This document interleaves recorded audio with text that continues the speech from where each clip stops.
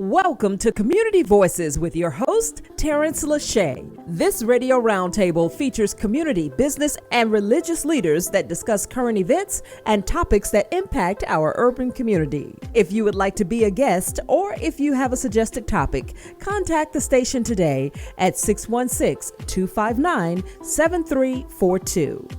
Now, into the program. Greetings and welcome back to Community Voices. I'm Tarence Lauchie and you're listening to another edition here on 91.9 FM, The People's Choice. I've got an exciting, exuberant, trailblazing, powerful woman of God and a woman of profession here in the city of Grand Rapids, surrounding areas. Actually, she's probably global. You've heard from her husband, but now we're going to get an opportunity to interview and to talk to Miss LeLeatha Spillers. Thank you. Welcome to the studio. Wow. Thank you guys so much for having me. I'm excited to be here. You're absolutely right. Ed, this is him. Yeah, for those who may not know, Ed is the man, all right? He sits in this seat and he commands the space. Yes. Yeah, he and I work together on this Community Voices thing, and he's been, I think part of the station for a long time, almost as long as I have. Yes. Well, we met in radio. Okay. Yes. Okay. Yes. He went to Central State. I went to Wilberforce. All right. To HBCUs there in Ohio, and we were both communication majors, and I had to go to Central State's campus to do my radio practicum, which was like a mini internship during the school year. And he was the one who trained me on all of the equipment and now you're training him online. Yeah. Communications major. I was also a communication major at Michigan State University, not an HBCU, so the world was a different place. Yes. Let's talk a little bit about that as we get in. And for those who might just be tuning in, you're listening to Community Voices or watching Community Voices. I'm Tarence Lauchie, and I've got Miss LeLeatha Spillers here. And we're going to be talking about her role as the Director of Vice President of Marketing, VP of Marketing at Calvin University. It used to be Calvin College years ago. Now it's Calvin University. Yes. And you're probably a trailblazer in your role. Absolutely. Talk to us a little bit about it. How long have you been in your role? Yes. What does it entail? And congratulations. Thank you so much. Again, so excited and just happy to be here. Thank you for the invitation. So I am the new Vice President of Marketing and Communications at Calvin University. I am the first person to hold this role and actually the first Vice President of color in the President's Cabinet. So really an exciting time for the university. And previously, marketing and communications was held under the Office of Enrollment and Admissions. Mm-hmm. And so President Weeba Boer, under his new administration as the new president, wanted to create a VP, a cabinet level role for marketing and communications, so that because it used to be a director's position, now it's a VP.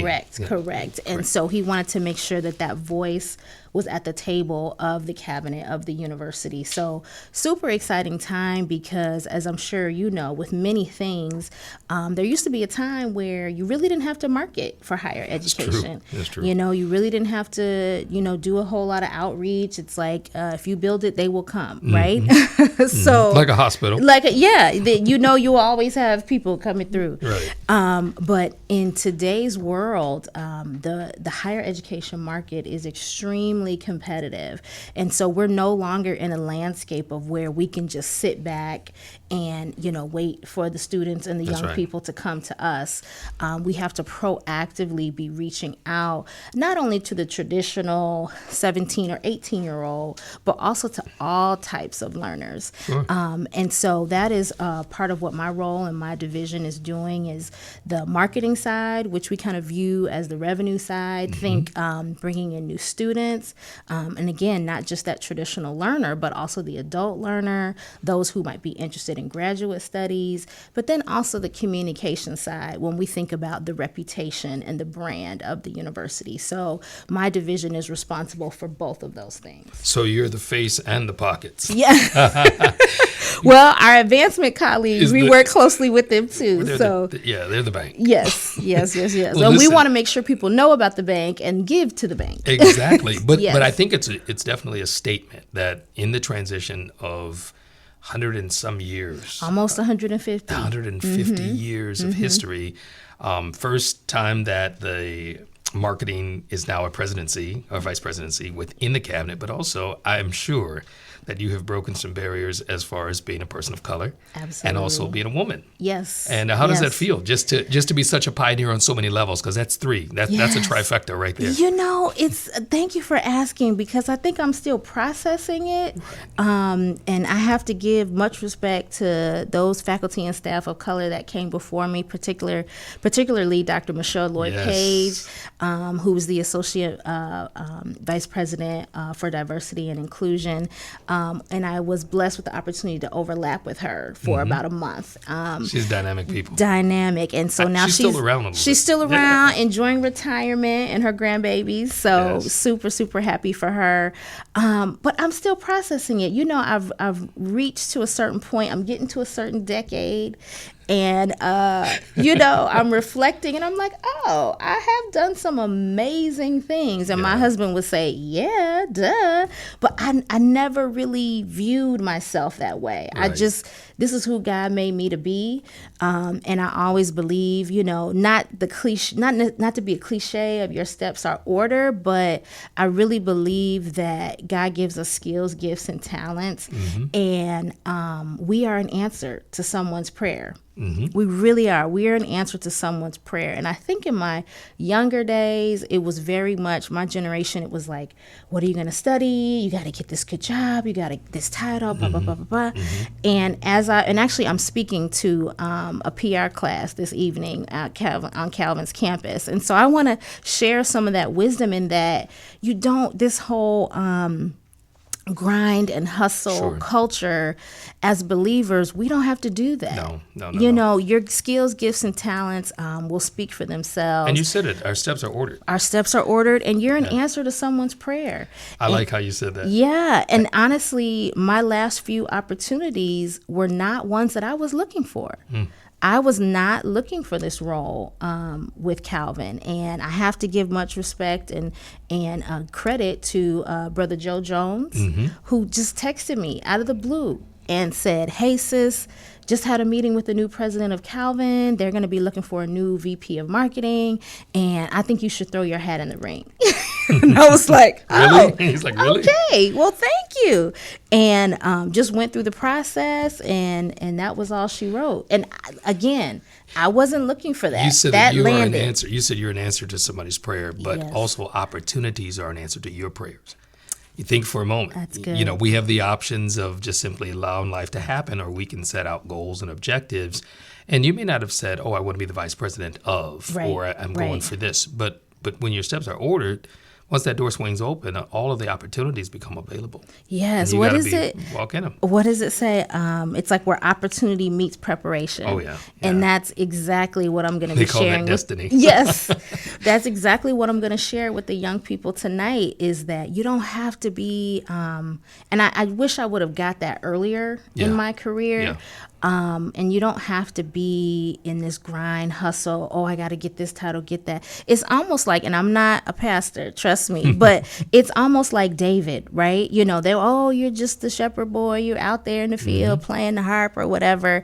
And then he was destined to be king. Exactly. And so it's like, just do you. Yeah. Do you and do it well, and your name will come up in rooms that you weren't even thinking about. And that's my exact testimony. That's wonderful. There's probably a young lady or a young man that's listening that's wanting to get into communication, want to maybe even do something in marketing. And social media plays a big part now of what we produce in the area of marketing. But talk to us a little bit about your preparation stages for even being equipped and and qualified for this job. Sure. I can't say congratulations enough, but I also agree with you about just shout outs to those great people who are paving ways, opening doors, like Dr. Michelle Lloyd Page and Pastor Dr. Joe Jones. And there's some great people, great men and women of God who are strategically placed in the right places to have the right conversations. But how do you prepare? How do you get ready for where you've arrived? You know what? It's interesting because when I started, social media wasn't a thing. Right. The internet wasn't a thing. Right. I remember, now you're dating how old we are. Listen, I remember being at Wilberforce University, and we had a philosophy professor, and he said, "You guys are going to start turning in your reflections via email."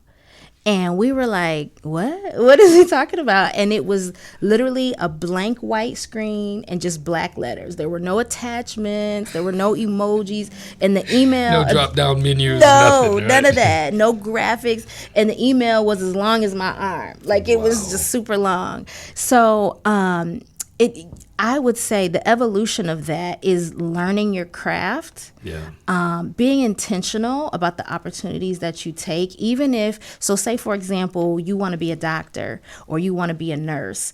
Work in a hospital. You know, maybe you're at the information desk, or maybe even you're a janitor, or maybe patient transport. Yeah. Be in the environment, right? So I would say learn your craft, always be a lifelong learner. And be the first one willing to step up and take on additional assignments that push you beyond what you think you're capable of. Sure. Because not only do you learn intentionally through taking webinars or going to conferences or things like that, but be the first one to try it out, to pilot it and say, you know what, let me experiment with this, because then you become an expert in it. And that's something that I learned as well that I'm going to share with the young people is, you know, what kind of employee are you? You know, because everybody wants to be. I remember growing up, oh man, so first you're a coordinator, then you're a manager, then you're an assistant director, then you're a director, then you're this VP. Like, that was how it was set up, right? The hierarchical steps. The hierarchical steps, and it doesn't always go that way. True. And like you said, it's like you may not necessarily set out to be a vice president, or maybe you do, but if you're not a good employee, how are you going to be a good leader or a boss? And the head person isn't always the only leader. In fact, they're not. Sure. And I would say you can lead from any seat. That is from my pastor, Dr. Ramon Glenn. Yes. Shout out and plug. Another great man. Yes. You can lead from any seat. And when I look back at my career, I say, wow, you know, I wasn't necessarily always the lead person with the title, but lead in your area and do it well. Well, John Maxwell said this, and I just quoted it in a text that I sent to our leadership group, that leadership is influence, nothing more and nothing less. Yes. And it's utilizing the influence that you've been granted. God gives us opportunity to have access, which equals influence. Yes. Opportunities to have access has influence. And leading from where you are is definitely a philosophy that will open doors. Yeah, yes. I want to do a quick station identification for those who might just be kind of flipping through in their cars, or maybe somebody who found us and said, hey, let me check this out. But this is Community Voices on 91.9 FM, The People's Choice. I'm Tarence Lauchie. Miss LeLeatha Spillers is here. She is the Vice President of Marketing and Communication. Yes, sir. Yeah, split that up. Tell us a little bit about what you do on an average, and then talk a little bit more about those Calvin nights, right? Yes, okay. Right. So in marketing and communications, and it's interesting because throughout my career, I've also had fundraising in there too.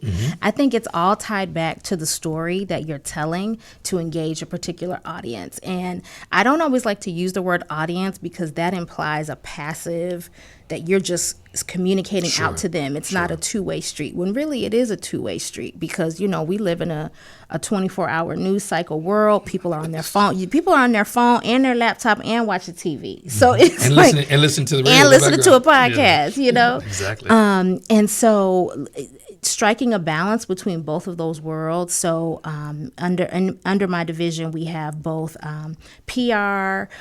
We also have web services. We also have what we call enterprise marketing.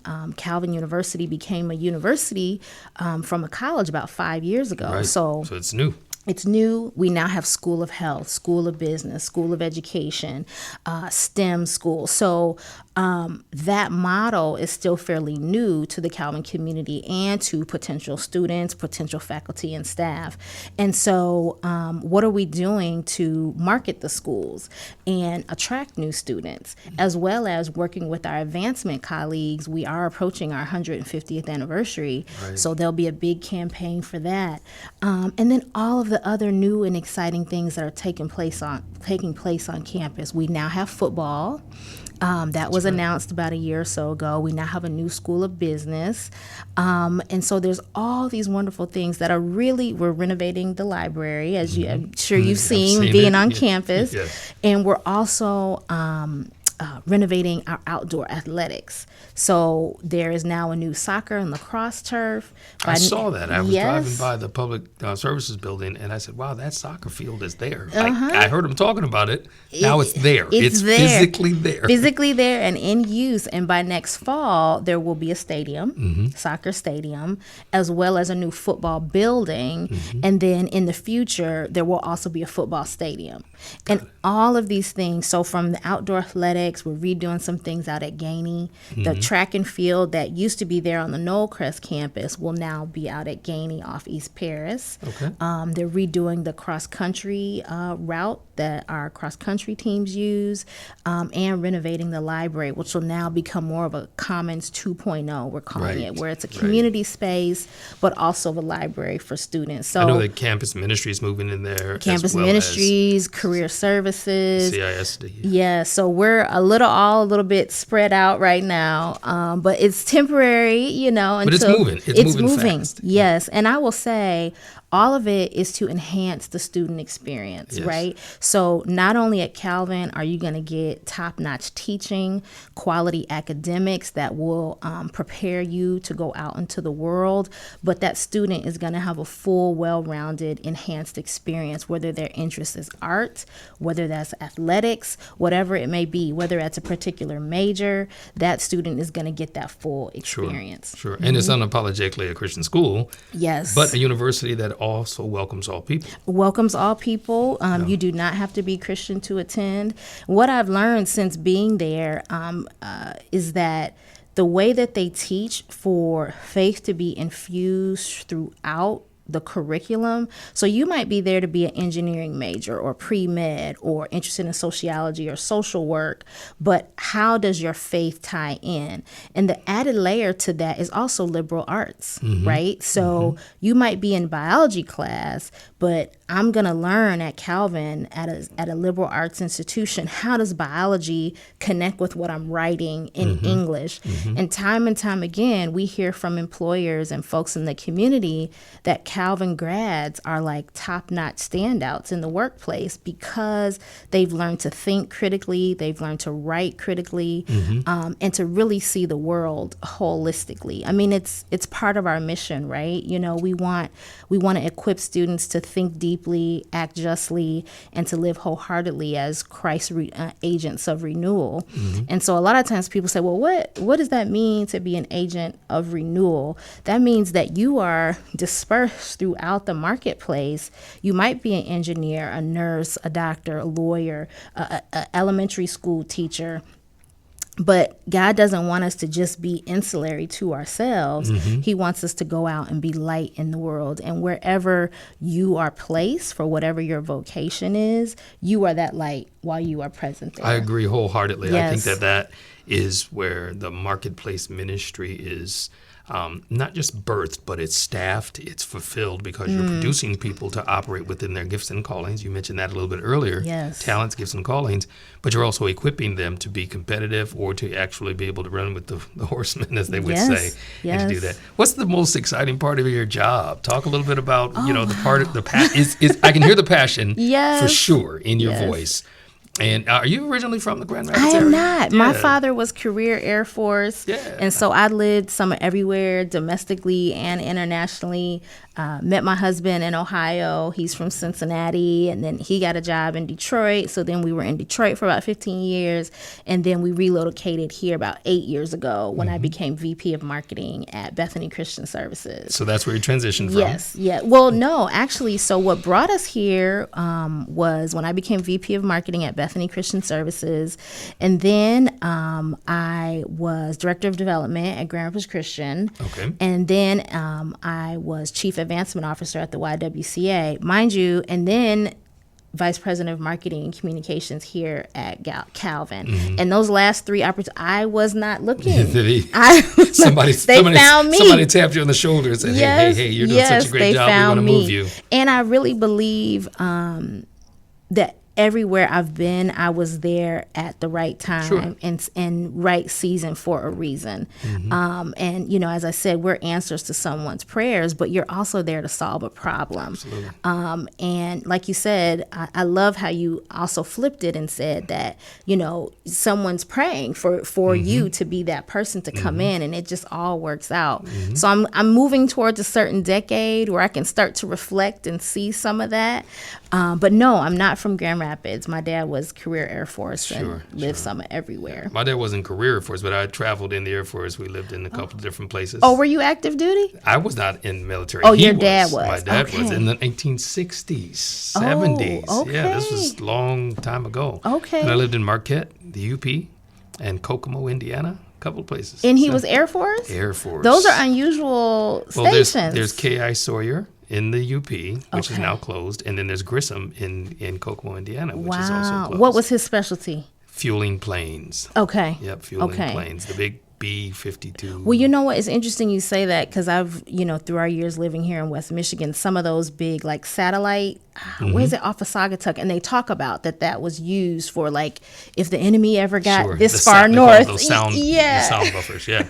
And I'm like, I don't think that, you know, just thinking back during that time period, 60s and 70s. Well, now technology and radar and sonar and all those things gives, and AI. Think about that. This is true. How does technology play a part in what you're doing? I know that you mentioned that there's social media now, and we're reaching people in a variety of ways, 24 hours a day, 7 days a week. Yeah. How does that tie into people connecting to Calvin? Is there some way they can, you know, just start following maybe some of the social media platforms? Sure, absolutely. We would love for folks to follow us on social media. We have a number of handles in terms of our main Calvin channels and then also athletics.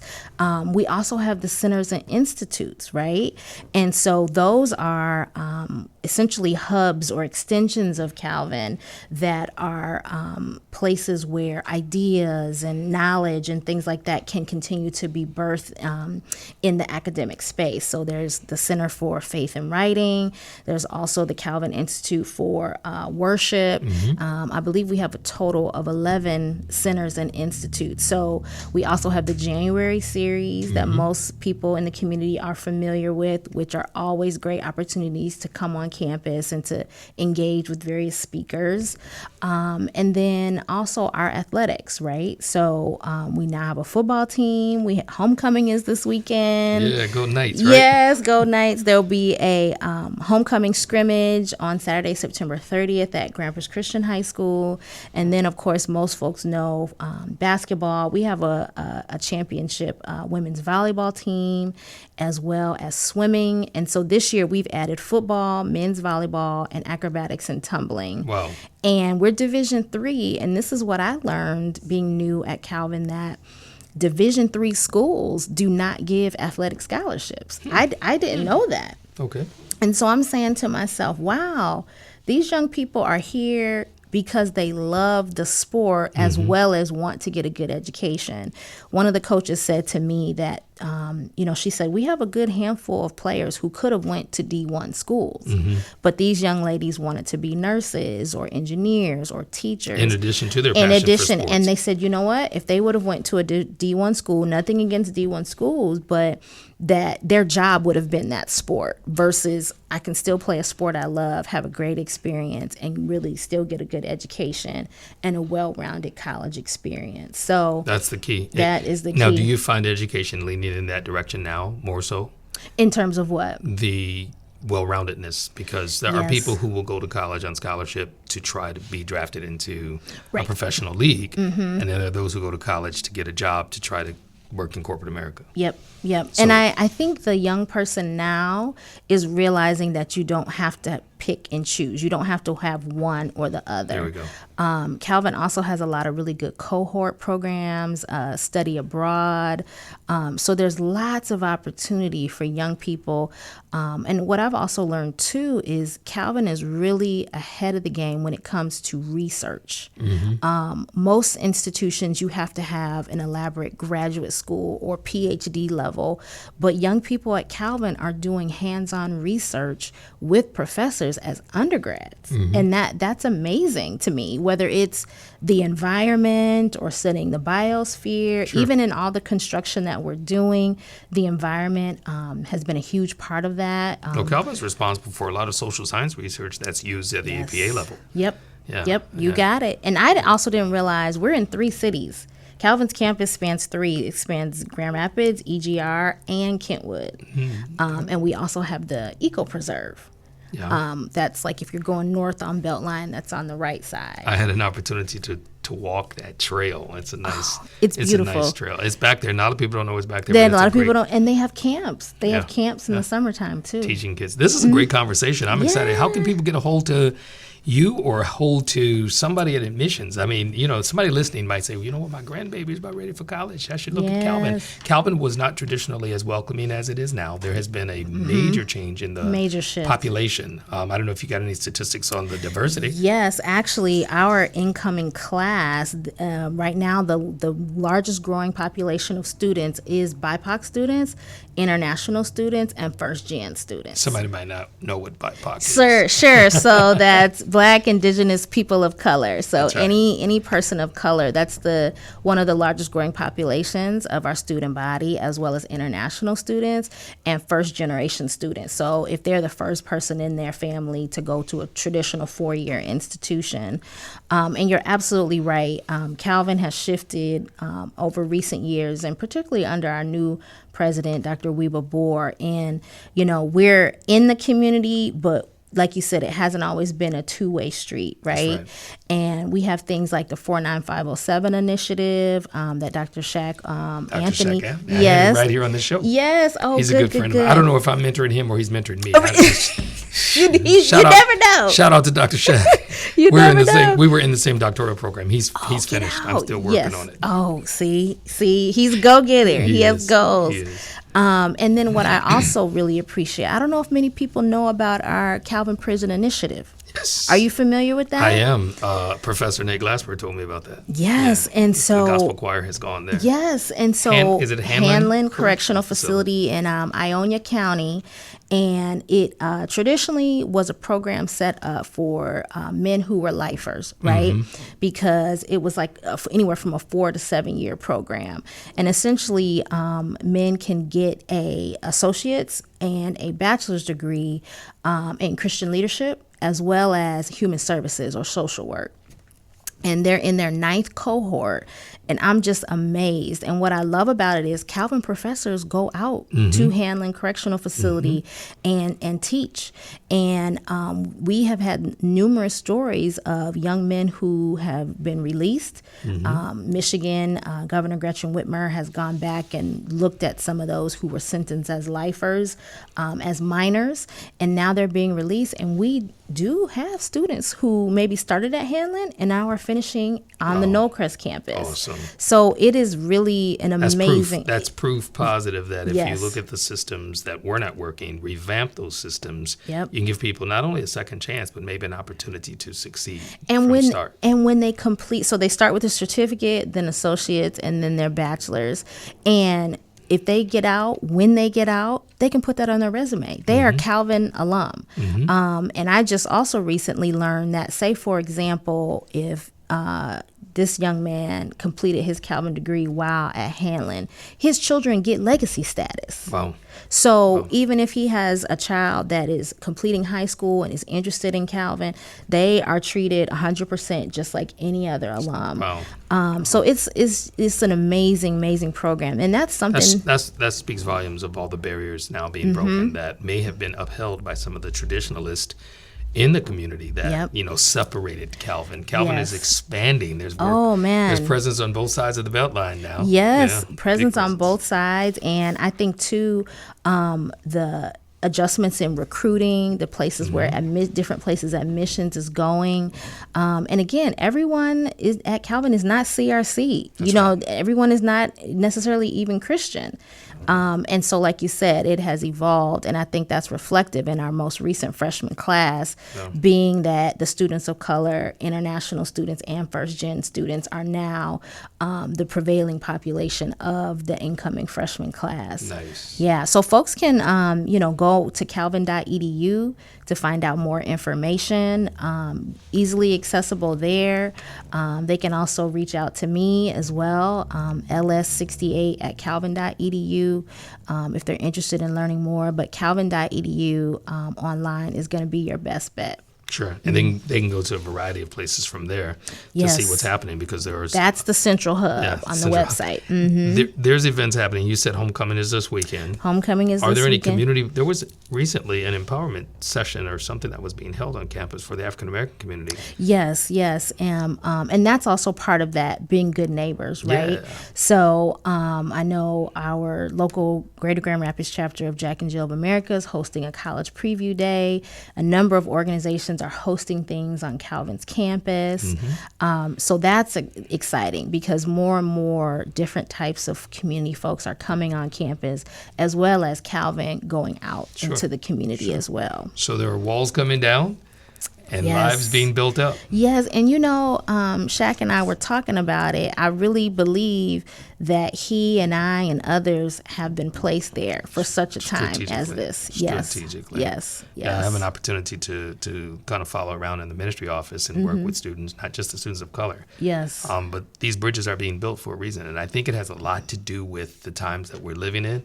Yeah. We're in the end times, which means everything's escalated. Yeah. So that means that and people's it's opportunity suddenly move quickly, yes. quickly. Let's use the last few moments for you to, I don't want to say preach a message, but share your faith, share your life testimony in these next few minutes to give somebody some hope. And it connects to Calvin, because you are the face of Calvin in marketing and communication. Absolutely. So feel free. I would say, wow, so my grandfather was a pastor, my dad's father. I was raised Christian all my life, but I don't think I really fully got relationship for myself until probably in my 20s. It's like this is what we do, like we get up. My grandmother was in a gospel caravan. Right. My family's originally from North Carolina. But it's what you do. You're a child. This is where we're going. This is, it's part of our culture. Yeah. Yes. So I think really in my 20s, when I started to study the word for myself and get in relationship, and I'm not going to say I'm definitely not a theologian. People will say to me, if I'm talking with somebody, I'm like, oh yeah, that's like when such and such and such and such happened in the Bible. And I'm like, I can't tell you the book, the scripture. I can just tell you what the lesson was and how that applies. Now, my son is a whole nother story. Right. He's at Grand Rapids Christian, and my mother and my husband's mother, longtime public school teachers. You couldn't have told us we would have our child at a private Christian school.